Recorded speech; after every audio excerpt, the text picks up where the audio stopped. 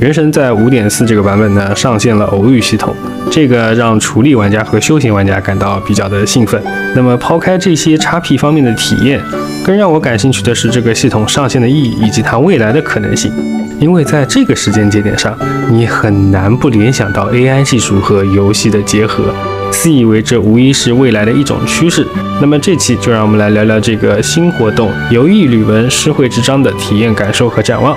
那么先把 AI 这张大饼放在一边，单看目前的这个系统，它有什么优点，又解决了什么问题呢？个人体验下来，目前原神的这个偶遇系统呢，其实更像是一种围绕角色展开的大世界任务，通过地图上的角色头像提示玩家这里有交互的内容，以角色日常生活状态的分享为主，进一步的去刻画角色的性格。像七七日常做饭，万叶喜欢登高散心，罗莎莉亚被分配到慈善帮助工作，钟离城市闲游。剧情文字虽然不多，但这些内容呢，都让角色变得更加鲜活了，是继传说任务、邀约任务和版本活动剧情之后，又一种刻画角色和塑造大世界沉浸感的手段。那其实像这样的一个系统，一直是玩家所期盼的，因为原神作为一款以角色为卖点、号称为爱付费的游戏，它本就应该围绕着角色的生活、成长经历去展开描写，让玩家感受到角色的魅力，就像今年海灯节对胡桃的塑造一样。对角色的喜爱度是除角色强度以外最能唤起玩家付费行为的因素。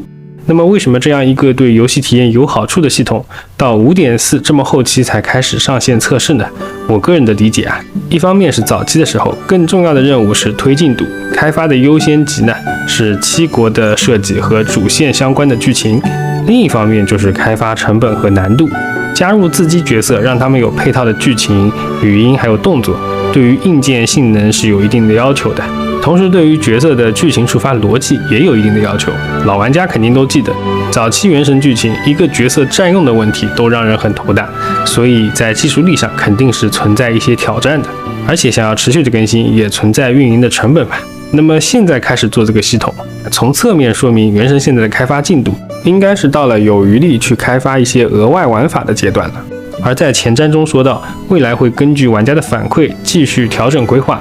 说明这个想法并不是单纯的水一期版本活动，而是一种长期的规划。那么这就让人浮想联翩了，毕竟随着当下 AI 技术的应用和发展，游戏加 AI 一定是非常有想象力的赛道。记得去年我看过一位大佬设计让6个 AI 合租，看看会发生什么的脑洞视频，